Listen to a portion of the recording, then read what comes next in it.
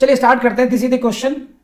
दो a minor can not be a partner in a firm but he can be associated with it, explain how it can happen and what are the rights and liabilities of a minor during minority and when he attains the age of majority. So there are so many parts of this question. कैसे कैसे? You see, you read the, see this first line, though the minor cannot be partner in a firm but he can be associated with it. ये एक firm, ये एक उन्होंने statement दे दिया। Next is want explain how it can happen, एक part आपका ये रहा, how it can happen and then what are the rights and liabilities of the minor during minority and when he attains the age of majority. तो इतने सारे parts हो गए इसके। तो whenever there is such question, जब भी कभी ऐसा क्वेश्चन होगा, you should break the question into parts. Generally what happens in such cases, a student focus only one or two parts and he leaves mistakenly one or two of those parts.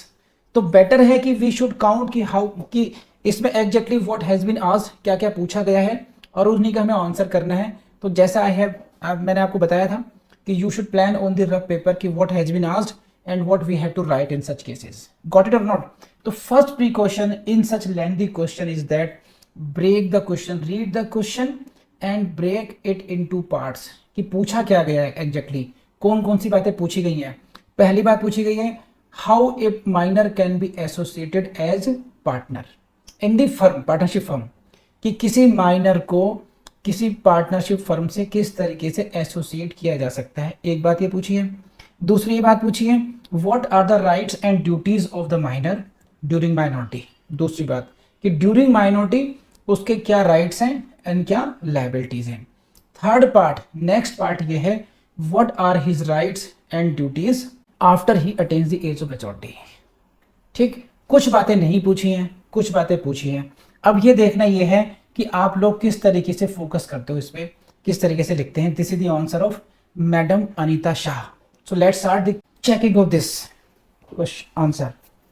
A minor can not be a partner in a firm but he can be associated with it and rights and liabilities of a minor into a partnership firm before and after turning majority. ये क्या बात हुई? मतलब ये to copy कर दिया, copy paste कर दिया पूरा।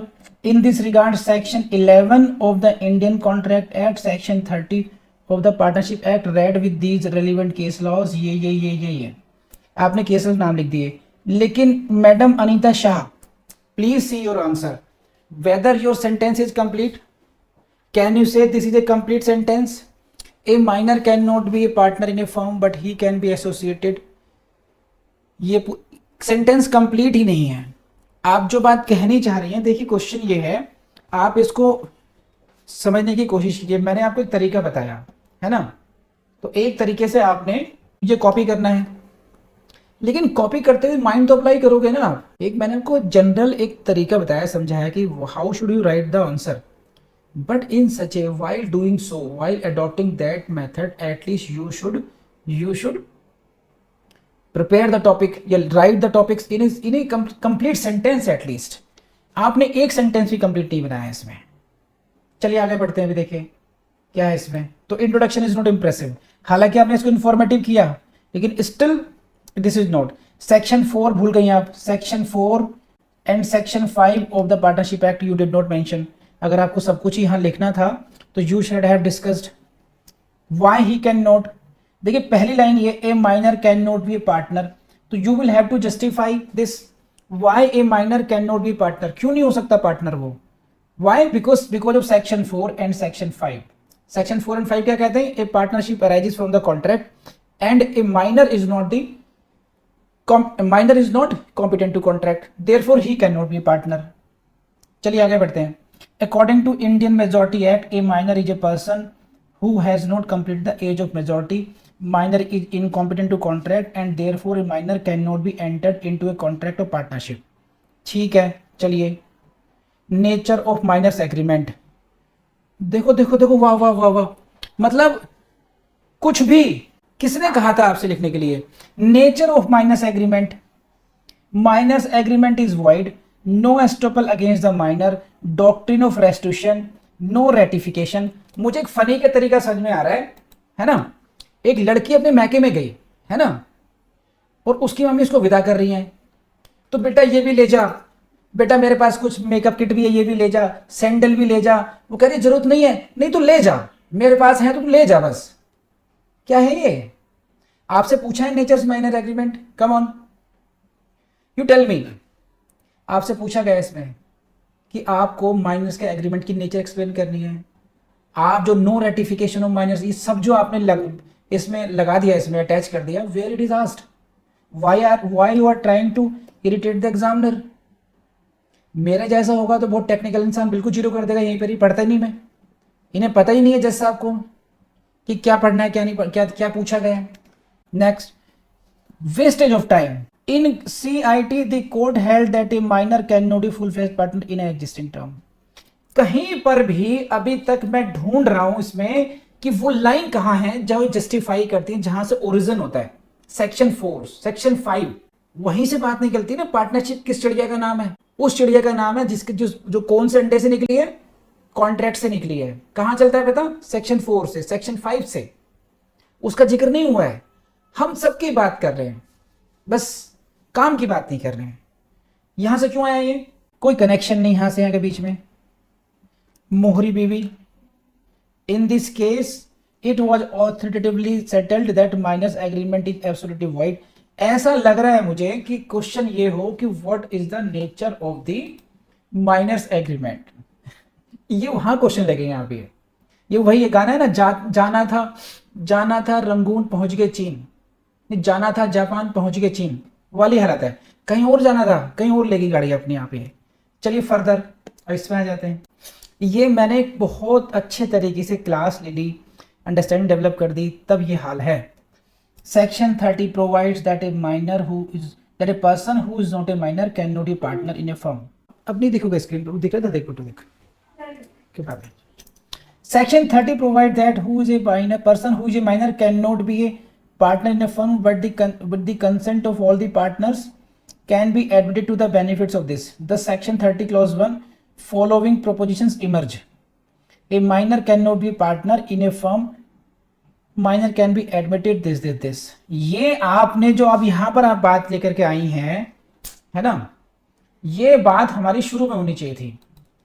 पहली लाइन क्या थी क्वेश्चन की? देखो यहां जो आपने सेक्शन 30 को लेकर आई हैं, बिकॉज ऑफ दिस। देखिए ये जो पहली लाइन थी आपकी, दो ए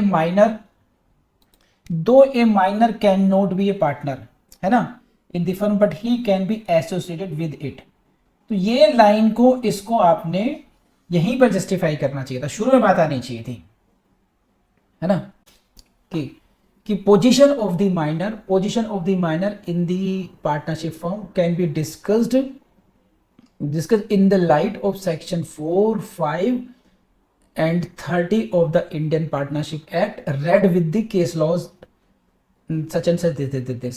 ये आपका पहला पैराग्राफ बन गया, because basically we are discussing what the position of the minor. Next paragraph से आता कि according to section 4 and 5 read, ऐसे कर सकते हैं, the combined reading of section 4 and 5 points out that the partnership emerges a contract and because the minor is not the competent to contract he can not become a partner, but in view of section 30 partnership act he can be associated with the partner for the benefits, partnership for the benefits. In this regard section 30 clause 1 provides this. उसका justification आया था। तो हम लोग यहाँ वहाँ जो इतना इररिलेवेंट भागे, देखो इसमें होता क्या है, इसको समझिए। आप कहेंगे सर 5 लाइनें फालतू लिख दी, क्या फर्क पड़ा? आपका टाइम वेस्ट हुआ, आपका फोकस चेंज हो गया, आपका इंप्रेशन गलत हुआ, एग्जामिनर का टाइम वेस्ट हुआ। अगर टेक्निकली सोचो तब जो जिस पर्पज से हम आए थे वो पर्पज खराब हो गया। ये उस तरीके से समझिए कि अरशान भाई साहब गए निकाह करने के लिए, दूल्हा बन के गए और देखा दोस्त उड़ा रहे हैं, कुछ लोग पतंग उड़ा रहे हैं, तो छोड़ा सारे रिश्तेदारों को, वहां जाकर पतंग उड़ाने लग चले गए। आए थे किसी और काम के लिए, चले गए किसी और काम के लिए। ऐसा नहीं होना चाहिए। समझ में नहीं था मैडम? आप कम से कम रेलिवेंट लिखने की प्रैक्टिस डाल दीजिए आप। Rights and liabilities of the minor in the benefits of partnership during minority था ये, during minority, right to receive profits Section 32, minors have the right to receive such share of the property and of the profits as may be agreed upon. Right to inspect, minor has the right to access this. अब इसमें भी जो है no personal liability चली गई। अब ये notes बन रहे हैं सब, ये आंसर ही लिखा जा रहा, ये नोट्स बन रहे हैं। Minor note may not sue partners, minor may not sue the partner, ये आपने 34 लिख दिया है ना। अब इसी में जो है, इसी में अगर आपने यहाँ से लिखना शुरू करती हैं, अगर आप ये जैसे ये लाइन है आपकी, पहली लाइन है ना, यहाँ से राइट्स ऑफ द, चलिए हेडिंग बना के आपने देना था, rights of the rights and liabilities of the minor during minority. पहले तो ड्यूरिंग माइनॉरिटी को आपने मिस कर दिया यहाँ पर। दूसरी बात, अब इन this regard section 30 clause 2 provides that, in this regard आप इसको देखो, यहां से आप इस तरीके से 1 2 3 ना करके ना, 1 2 3 it's not a good practice, यहां पे करती इन दिस रिगार्ड, इस संबंध में section 30 clause two provides that, further section 30 clause two provides that, further 33 provide that. इस तरीके से आप इसको बताते सर आए, no personal liability may not sue. अब यहां पर आपने लायबिलिटी के बारे में आई कहीं पर भी, minor share is the liable for the act of firm but he is not personally liable for this. तो यहां पर आपने सिर्फ जो है ना, देखो यहां पर क्या है, आपने इस क्वेश्चन को दोबारा देखो ढंग से, कहां मिस्टेक कर रहे हैं हम लोग फिर, ये यही तो बात है। इतना ज्यादा स्कोप होता है मेन से मार्क्स लेने का, बशर्ते हम अच्छे तरीके से तैयारी करें उसको। Explain how it can happen, इसको एक्सप्लेन करना था। And what are the rights and liabilities of minor during minority. When you are discussing the rights, जब राइट्स को डिस्कस कर रहे हो यहां पर आप, है ना, ये जो राइट्स आपने डिस्कशन किए हैं, तो देखो एक डिस्कशन करना और एक बताना, मैं आपको समझाता हूं डिस्कशन का और बताने में क्या अंतर है। ये जो आपने है, you just give an information कि इसमें ये है, इसमें ये है, इसमें ये है ना, एक तरीके से इंट्रोड्यूस कर दिया बस, सही है। जैसे ये अनीता मैडम है, ये अरशान है, ये शाहीन है, ये है, 4-5 लोगों को इंट्रोड्यूस करा दिया, बात खत्म हो गई एक 1 सेंटेंस में। ये मिस्टर अरशान है and he is a very bright future, he is very hard working person, है ना, 1-2 लाइनें उसको एक्सप्लेन करिए अभी। अब क्या हो गया, ये हो गया अरशान का डिस्कशन, उसका एक्सप्लेनेशन, उसकी अपनी खास बात, व्हाई ही इज, है ना। शाहीन मलिक मैडम के बारे में ऐसा नहीं, she is with student and she Shaheen with student. तो आपने क्या कर रही है कि यहाँ जो है कि एक एक लाइन में आपने बताती चलेगी जो काम की बात है। देखो बिकॉज मे भी यहाँ पर आपके लिए टाइम शॉर्ट पड़ रहा हो, ये भी हो सकता होगा, यहाँ तक आते थकान भी हो सकती है। क्यों? क्योंकि हमने पहले टाइम खराब कर दिया चीज़ों में।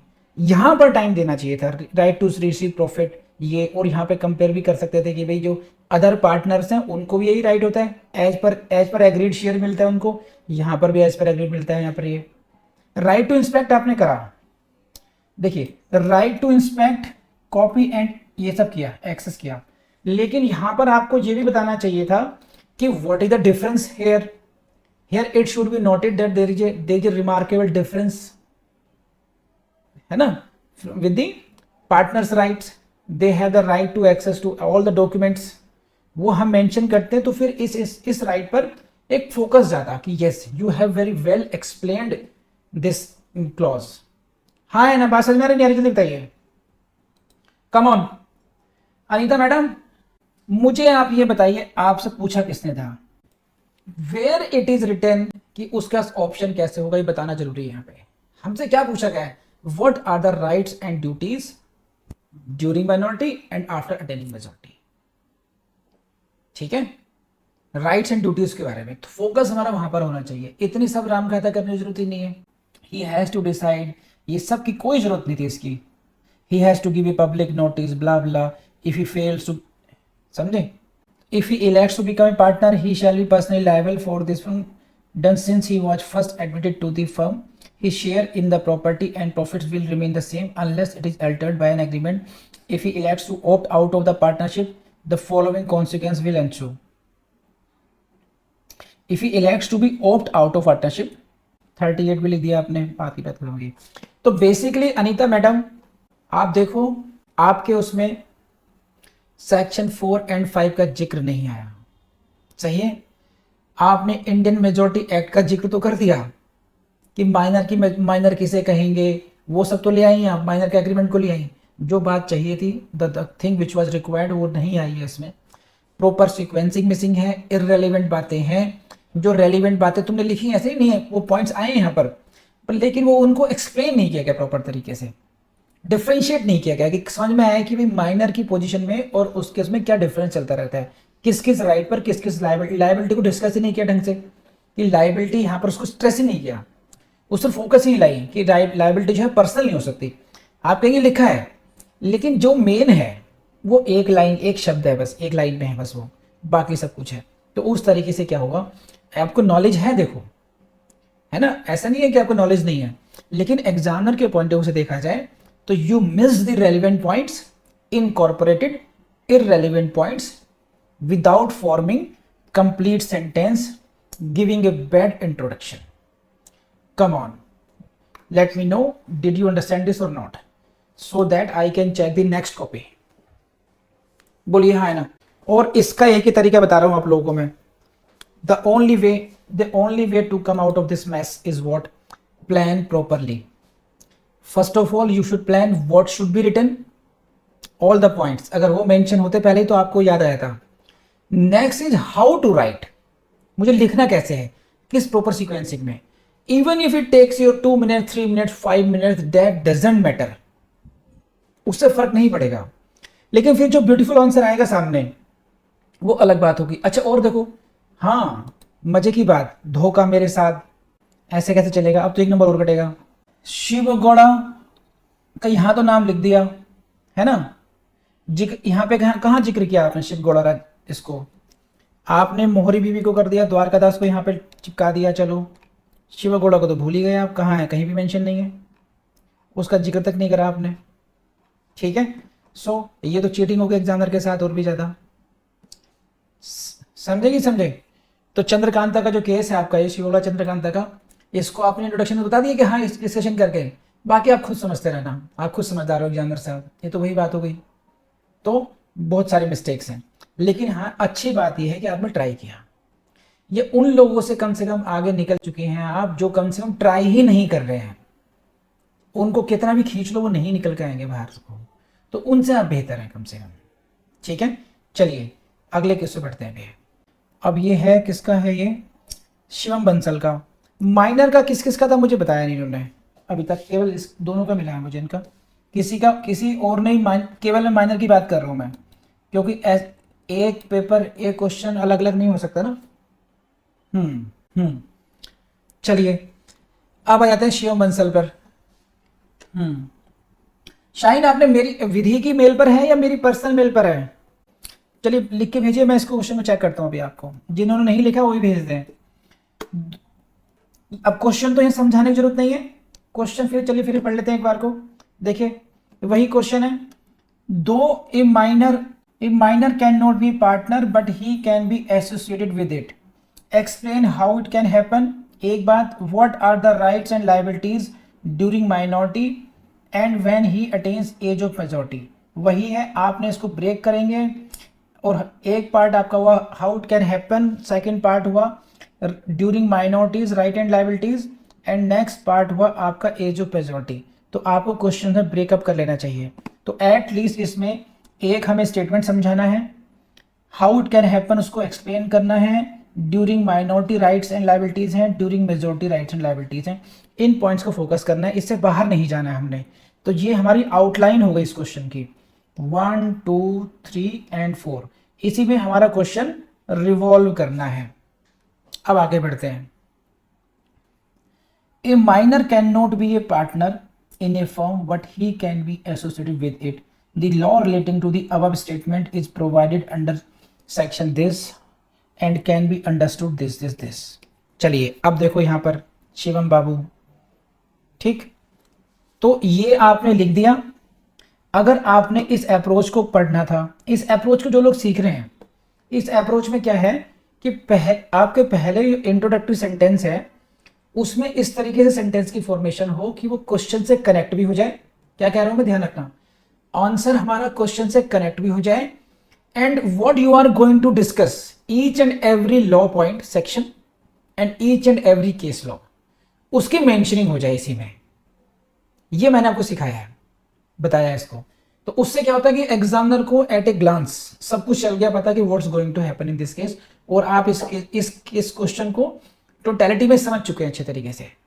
लेकिन देखो, जब यहां पर आपने बाउंड्री सी बना दी, यहां पर शिवम ये आपने बाउंड्री बना दी कि आप सेक्शन 30 क्लॉज 1 को डिस्कस करेंगे, है ना, और इन केस लॉज को डिस्कस करेंगे। नाउ पहले ही बाउंड्री क्रॉस कर दी सेक्शन 5 पर जाकर के, समझे। सेक्शन 5 को या तो आपने, अगर अब आपने यहां पर क्यों नहीं मेंशन किया फिर आपने, when you are going to discuss section 5 as well, तो why have you not introduced section 5? या तो फिर कुछ ही मेंशनिंग नहीं होता, या फिर उन सभी प्रोविजंस को लिखो। ठीक है, तो थोड़ा सा और काम करना पड़ेगा, धीरे धीरे सरक रहे हो उस तरफ।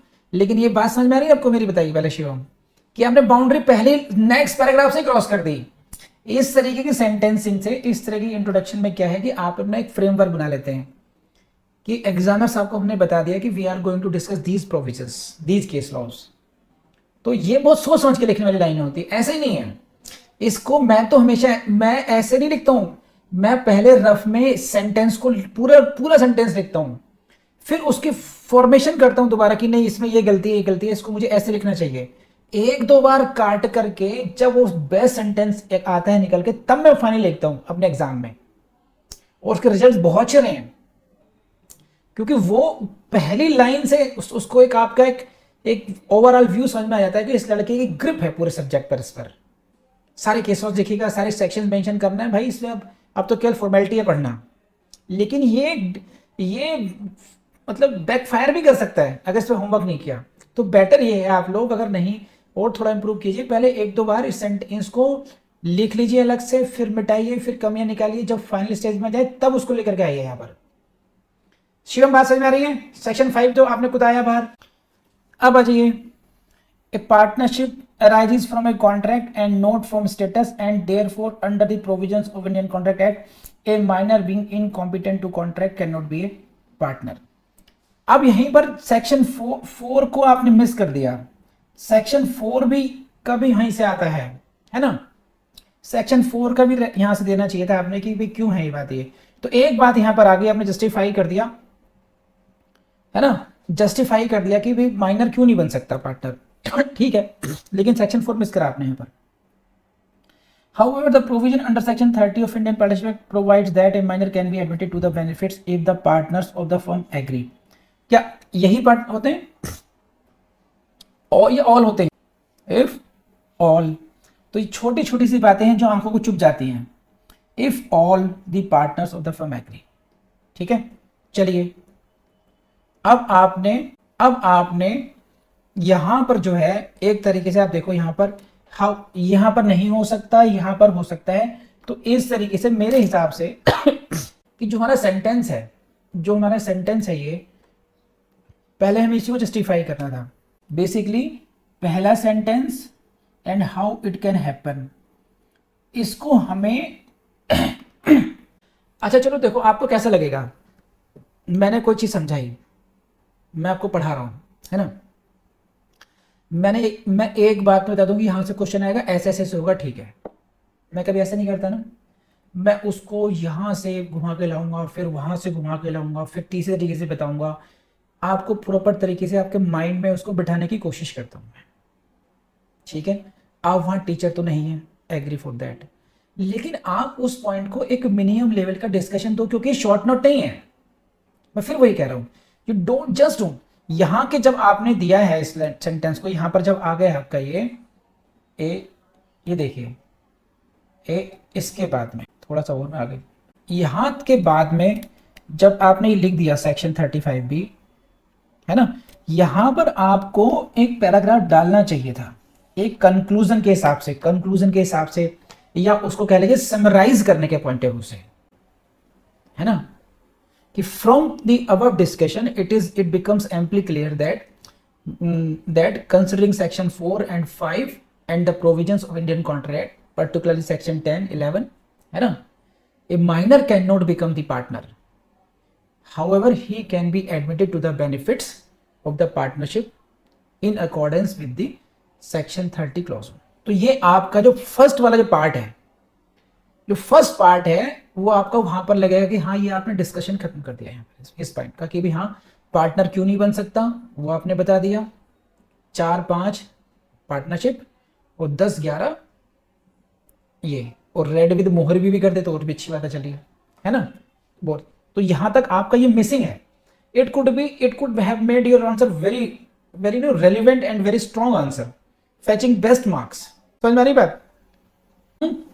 अब चलिए अब नेक्स्ट सेक्शन पर आते हैं। For a minor to be admitted to the benefits of partnership there must exist a valid partnership. ये बात ठीक है। अब standing law was clarified in Lakshman, ठीक है। इन द अबव केस ये मोतीलाल, और ये आपने डिस्कशन कर दिया। देखो जब मैं जैसे मेरे हाथ चल रहे हैं ना अभी इस तरीके से, ये तब चलते हैं जब एग्जामिनर को भरोसा हो जाता है कि ये इंसान जो है ना अब सही लिख रहा है जो कुछ लिखेगा, और ये भरोसा पहला जो सेंटेंस है वो बेस्ट चला गया, भले वो 3-4-5 पहला सेंटेंस है, पहला पैराग्राफ है, उसके बाद में हाँ ठीक है मोतीलाल आ गया, ठीक है लक्ष्मण आ गया, सही है, बाकी तो राम कहानी हो जाती है कई बार तो, लेकिन पहला इंप्रेशन होना चाहिए बढ़िया। नाउ वी विल डिस्कस, कौन से हैं वी भी?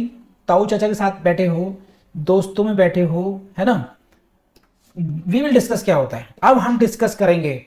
तुम मोदी हो, अमित शाह के साथ बैठने वाले हो, बीजेपी की कार्यकारिणी होने वाली है, हम डिस्कस करेंगे। क्यों करो डिस्कस भाई?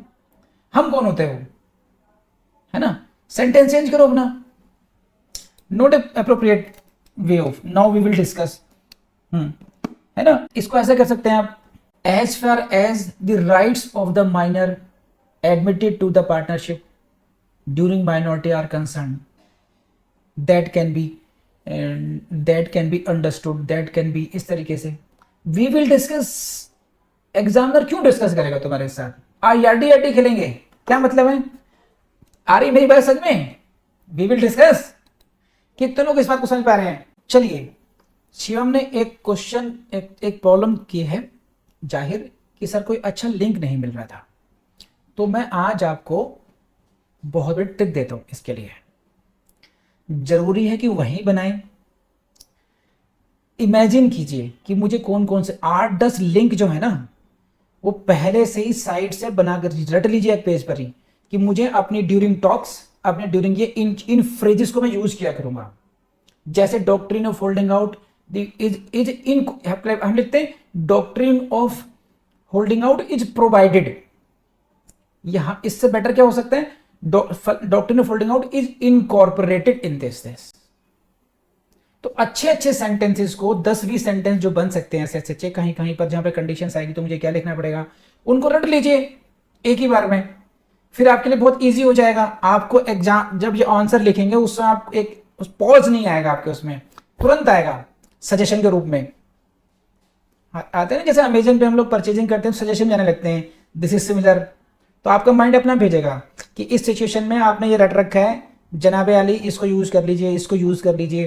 तो 10-20 सेंटेंस अच्छे सेंटेंस पहले से बना के रखिए, और मेरे लेक्चर में कुछ ना कुछ आता रहता है, अब वहां से पिक कर सकते हैं कि यहाँ पर पिक कर लेते हैं इसको, यहाँ पर ये सूटेबल रहेगा, तो आप वो अलग से बना के रख लीजिए कुछ नोट्स के रूप में, इन फ्रेजेस को इस तरीके से कि कहाँ कहाँ पर मुझे यूज करना चाहिए इस तरीके से। तो ऐसी गलतियां बचेंगी, और एक आंसर में आपके कम से कम 1 नंबर का फर्क तो पड़ ही जाएगा पर आंसर, और बहुत 1 नंबर भी बढ़ा दिया हमने तो बहुत बड़ा डिफरेंस क्रिएट हो जाता है। बढ़े आगे। Rights that a minor is entitled to when he is so admitted to the benefits of the partnership according to section A, such minor has a right to such share of property and the profits as may be agreed upon, and he may access and inspect the copy of any account of the firm. यहाँ पे अच्छा होता अगर तुम यहाँ बात कर देते discuss the rights of the minor during minority, तो और अच्छा हो जाता। A minor not being a partner has limited right to the partnership, यही मैं समझाना चाह रहा था। यहां पर इस लड़के ने पकड़ ली बात।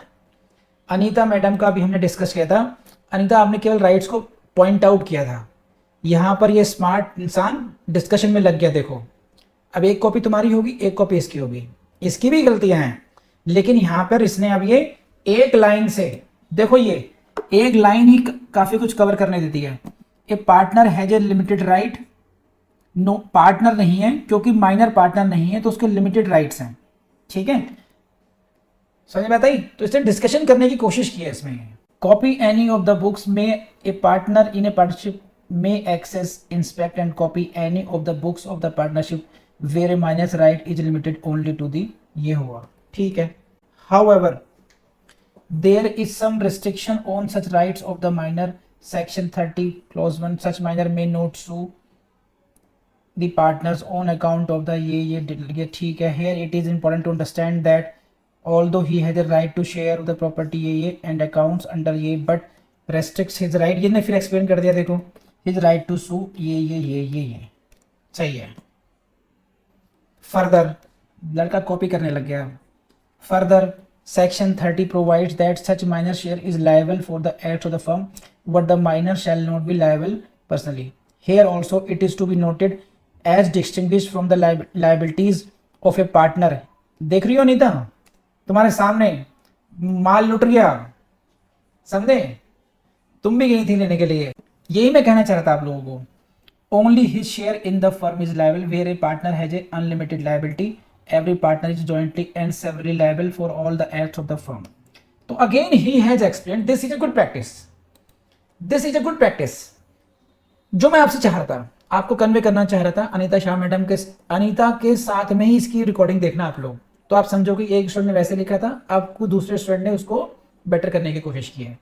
और ये वही खेल खेलता है जब मेन सम लिखने जाते हैं, एग्जामिनर के पास भांति भांति के लोग अपनी अपनी कॉपियां भेजते हैं, तो वहीं से चल जाता है कौन जज बनने की लाइन में है, किसको हटा दिया गया यहाँ से। अभी इंटरव्यू में भले ही पहुंच जाए, लेकिन वो एग्जामिनर लिख चुका होता है कि ये इंटरव्यू में पहुंच भी जाएगा तो भी कुछ नहीं कर पाएगा। इस तरीके से राइट्स एंड लायबिलिटीज को बताया और वहां पे उसका कुछ खास पॉइंट है उसको डिस्कस भी करके बताया। अब पिक्चर क्लियर हो जाती है इसमें पूरी तरीके से। Next, besides this when a minor attains majority he has an option with him to be और not to be partner in this regard, ये चलिए 6 months अब इसने भी लिखा है।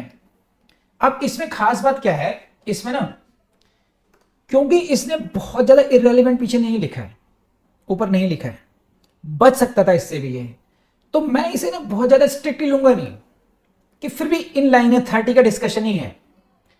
इससे पहले की जो अनीता की कॉपी थी उसमें पहले से ही पारा था, ऊपर पहुंच चुका था, तो वो सिचुएशन को अंडरस्टैंड करने के लिए तैयार नहीं है एग्जामिनर के माइंडसेट उसको कि ये तो कुछ भी लिखे जा रही है। अनीता ने क्या करा, इररेलेवेंट ज्यादा लिखा था, रेलिवेंट को बहुत कम लिखा था। इस इंसान ने क्या किया है कि रेलिवेंट को प्रॉपर लिखा है, कुछ चीजें माइनर मिस्टेक्स हैं, लेकिन उसको इसने रेलिवेंट पार्ट को सही लिखा है, तो कुछ चीजें अगर एक्स्ट्रा हैं तो उससे कोई फर्क नहीं पड़ता बहुत ज्यादा फिर, क्योंकि एक्स्ट्रा बाहर की चीजें लेके नहीं आई हैं, एटलीस्ट इस क्वेश्चन से ही रिलेटेड है, माइनर से ही रिलेटेड है। तो यहां पर वही बात क्षम्य है, excuse may be excuse, mind नहीं होगी, वो न्यूट्रली होगा या हो सकता है 0.1% एड ऑन ही कर जाए। Why? Because there is a sequencing. अभी तक सब कुछ मामला इन कंट्रोल चल रहा है, वहां पर अनकंट्रोल हो गया था जब मेरा दिमाग लगा माइनर्स एग्रीमेंट वॉइड और ये रेटिफिकेशन एस्टोपल, ये क्या हो रहा है। तो वहां के बाद में फिर एक सिचुएशन होती है ना, आप सही चीज को भी एक्सेप्ट करने को तैयार नहीं होते। इरिटेशन आपने हमारे इंट्रोडक्शन ने, हमारे इस क्वेश्चन के आंसर ने ऐसा कर दिया, मैं क्यों बता रहा हूं, ये मेरे साथ ही नहीं हो रहा। आप मुझे एग्जामिनर ही समझ लीजिए कि it can happen with any examiner, because मैं भी ह्यूमन बीइंग हूं, वो भी इंसान है।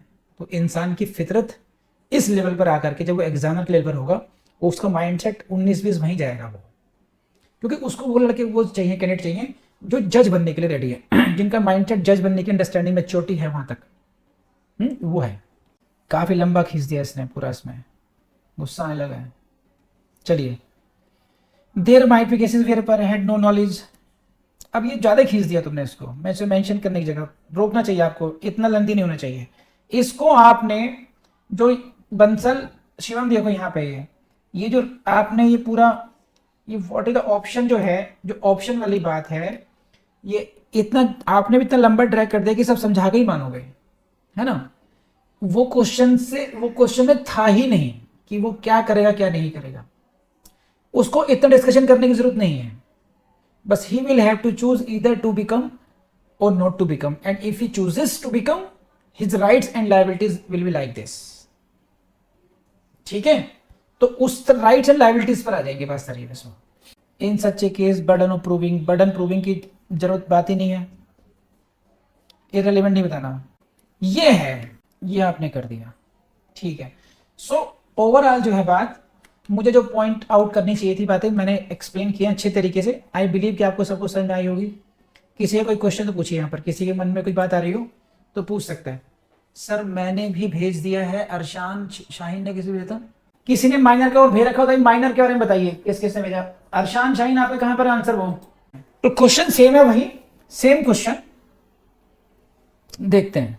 अब आइए देखिए शाहीन मैडम, सेम क्वेश्चन है वही पार्ट से, तो इसको तो दोहराने से मतलब नहीं कुछ। A partnership firm can not be formed with a minor as the only other member.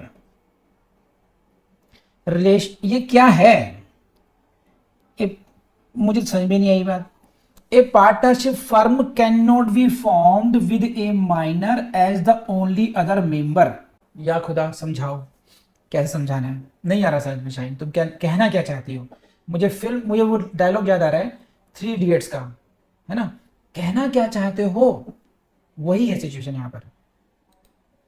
पहला लाइन गड़बड़। Next, the relation of partnership arises from a contract and not from status, therefore minor being incompetent to contract may not be partner. Very good, this can be understood by the legal provisions which can be given. ये which can be given क्या, सीधा करो, legal provisions under section 30 read with section 4 and 5 Indian partnership act, ये ठीक। And the same can be understood by some case laws and क्यों including others to such as, ये ऐसे नहीं, including case laws, बस ये आया। तो इसने पहली लाइन थोड़ी बढ़िया नहीं करी, लेकिन यहां पर इसने देखो सेक्शन 30 ले आई है, सेक्शन 4 5 ले आई है। ठीक है, ये हो गया। अब इसमें क्या है कि ठीक है, मैं जबरदस्ती गलती निकालते रहिए और अच्छा करने के लिए, लेकिन ठीक मैं इसको और सोचता हूँ क्या हो सकता है इसमें। मेंशनिंग कर दी, ये पार्ट बढ़िया है इसका। The relation of partnership arises from a contract note from status, therefore A minor being incompetent. ये जो लाइन है ना जो हमने पहले आई है, मैं इसकी अगली लाइन देख लो उसने क्या किया है पहले। हाँ, ही can not become a partner. ठीक, इस लाइन में अगर तुम इतना भी कर देती हैं, अगर तुमने कंक्लूजन दे दिया है ना, अगर तुमने पहली लाइन से ही ये जो कंक्लूजन आया कि वो क्यों नहीं हो सकता, इसमें एक चीज और ऐड करती 4-5 शब्द, but he can be admitted to the benefits of a partnership, full stop. क्योंकि आपने 4 and 5 की बात समझा दी वहां पर, तो 30 का भी एक दे देती और फिर आप दोबारा उनको एक्सप्लेन कर रही हैं। मोर ओवर पहली लाइन को छोड़ दें तो introduction is sufficiently good. According to section 4 and 5 किसके वहां पर जो है एग्जाम में जो कम से कम सब्सटेंटिव लॉ है, वहां पे ओनली पार्टनरशिप एक्ट के क्वेश्चंस नहीं होंगे, मिक्स होंगे। यूपी में चले सब्सटेंटिव लॉ अलग से आएंगे, तो आपको एक्ट का नाम इंडियन पार्टनरशिप एक्ट तो लिखना ही चाहिए। The relation of partnership arises from a contract and not from status, therefore A minor being incompetent, ये। अब देखो पता क्या है, सेक्शन 4 and 5 अगर आप लिख रहे हैं, बात सही है, भावनाएं सही हैं आपकी, लेकिन सेक्शन 4 and 5 तो लिख रहे हो आप, लेकिन बेसिकली आप जो है सेक्शन 5 को ही मेंशन कर रहे हो, समझे। सेक्शन 4 की तो आपने केवल उसको नाम मात्र को चिपका रखा है, तो अगर सेक्शन 4 को थोड़ा सा तो मेंशन करो ना इसमें, कम से कम कि जो एग्रीड वाला पार्ट है ना, कि according to section 4 a partnership arises when 2 or more persons agree to share this, है ना, तो which indicates that partnership is arises from contract. Further section 5 clearly says this partnership arises from contract not from status, है ना। So from these two sections it can be concluded that the basis of the partnership is a contract, and because the minor is not competent to contract, he cannot become a partner. यहां पर जो आपने बताई ना, ये देखो यहाँ पर थोड़ी सी आपकी फ्रेमिंग में ये जो आपने यहां पर आपने एकदम से ही बहुत जल्दी में हो, यहां पर 35 में भी आ गया, इफ ऑल द पार्टनर्स ये इसको आपने ढंग से यहां पर एक्सप्लेन करना चाहिए था, सेक्शन 4 को 5 पर को भी अच्छे तरीके से भी, क्योंकि एक तरीके से ऊपर भी आप यहीं पर लिख चुके हैं, सारी बातें यहां भी लिखी हैं, लगभग वही बात आपने फिर यहां लिखी है। भाई पहले पैराग्राफ में और सेकंड पैराग्राफ में बहुत ज्यादा अंतर नहीं है, आपको उनको फिर सेक्शन 4, 5, 30 क्लॉज 1 को अच्छी तरीके से एक्सप्लेन करना चाहिए था। शाहीन मैडम समझ आ रही बात आपको? हाँ ना, बताइए। लेकिन पहले से काफी बेटर है। Further provisions of admitting a minor to the benefits presupposes that the existence of the valid partnership between competent persons before his admission to such firm. In this regard, Lakshmi Narayan what? क्या? Sentence is incomplete, है ना? ये जो point है इससे आपने इसको explain कर रहे हैं आप, ये है ना, या ये आपको यहां पे कुछ ना कुछ ऐड करना चाहिए कि this position has been explained or held, the same was held in the case of Lakshmi Narayan. ये जो ऊपर पॉइंट आपने समझा है कि it presupposes the existence of a valid partnership, है ना, this law, this position was held, this was held, ऐसे लिख दीजिए in Lakshmi Narayan. अब in this regard Lakshmi Narayan versus ये टू वर्सेस, तो एक सेंटेंस के फॉर्मेशन पे हमेशा एक बार पढ़ लिया करो कि वाकई में वो सेंटेंस बन गया नहीं बन गया, और 6th क्लास का बच्चा 7th क्लास का बच्चा उसको पढ़ करके समझ जाएगा नहीं समझ जाएगा, कि अगर उसे अंग्रेजी समझनी हो कम से कम। बहुत कॉम्प्लेक्स अंग्रेजी की जरूरत नहीं है, बहुत भारी भरकम शब्दों की जरूरत नहीं है, सामान्य शब्द कॉमन लेकिन मीनिंगफुल होने चाहिए, sentence should be complete. Here you explain this case now. Further, if he minor is admitted to the benefits in accordance with this, he becomes entitled in accordance with this to such share. Very good. अरे वाह वाह वाह वाह, very good. In this matter, his position is different from a partner of the firm. Very good. ये इसको underline करना चाहिए, यहाँ बोल्ड किया आपने, बहुत अच्छी बात है, क्योंकि जब लिखेंगे हैंड राइटिंग में तो अंडरलाइन करना पड़ेगा। यहाँ पे उन्होंने एक्सप्लेन कर दिया, right to have access books, ये पूरा एक्सप्लेन कर दिया इस पॉइंट को, ठीक है जी। अब इन्होंने कनेक्शन बनाने की कोशिश की, देखो एज रिगार्ड्स द लायबिलिटी, ठीक है जी, लायबिलिटी की डिस्कशन हो गया, his liability is limited to his share and he is not personally liable. यहीं पर थोड़ा सा आपको लायबिलिटी के बारे में यहाँ पर इसी पॉइंट में थोड़ा सा लैग कर गए आप, जब 30 है, ये भागम भाग मत कीजिए इसमें, जब लायबिलिटी को समझा रही है, एक केवल इन्फॉर्मेशन आ गई, इसको 1 या 2 लाइन में प्रॉपर तरीके से समझाइए कि पार्टनर की लायबिलिटी कैसी होती है। पार्टनर लायबिलिटी कैसी होती है? वो जॉइंट एंड सेवरल होगी, अनलिमिटेड होगी, बट यहाँ पर जैसे आपने डिफरेंस समझाया ना, पीछे ऊपर आपने डिफरेंस समझाया कि यहाँ पे in this matter different from the minor access, ऐसे यहाँ पर भी समझाइए लायबिलिटी डिफरेंट क्यों है, there is difference in the liability. तो अगर वो पैटर्न हमने अपनाया, एक बात जब पहले अपनाया, तो यहाँ पर क्यों नहीं एक्सप्लेन कर रहे हैं? ठीक है, चलिए। Further section 30 clause 4 restricts his right to sue the partners for account ये व्हेन एक्सेप्ट वन, ये आ गया। हाँ, फिर इसको भी एक्सप्लेन नहीं करा आपने, प्रोवाइड्स दैट, अब मुझे आई बिलीव कि 35 को जरूर एक्सप्लेन करेंगे, लंबा आप 35 चलता रहेगा अभी, वही मैं कह रहा हूँ, बर्डन ऑफ प्रूविंग भी आ गया यहाँ पर। बाकी ठीक है, देखो अब मुझे कॉन्फिडेंस आ गया कि लड़की ठीक लग रही है, तो फिर माइंड जो है ना वो हट जाता है कि नहीं कुछ गड़बड़ होगी नहीं इसमें। सिर्फ इतनी बात ध्यान रखनी है आपने, आपको एक ही चीज सीखनी है कि आप लोगों को, बाकी सब ठीक है, इसमें आपने सिर्फ ये देखना है कि बाउंड्रीज आपने ड्रॉ करनी पड़ेंगी, what is required and what is not required. तो व्हाट इज रिक्वायर्ड अगर सब कुछ है तो 2-4% नॉट रिक्वायर्ड लेकिन कनेक्टेड होगा तो चल जाएगा, जैसे 35 चल रहा है आपका, ठीक है अभी वो है ना, उसको जो ऑप्शन है एक्सरसाइज करने वाला, तो लेकिन इररेलेवेंट कहाँ चले गए थे हम? आशिक उसमें चले गए थे। तो बाकी रेलिवेंट है सब कुछ, नो डाउट, लेकिन कुछ पॉइंट पर आपने जो एक्सप्लेन करने चाहिए थे वो एक्सप्लेन रह गए। पहले सेंटेंस की फॉर्मेशन आपकी सही नहीं है, सही है, otherwise it's a good answer. ठीक है जी, किसी का कुछ शक शुबा? चलिए जी, बाय बाय करें।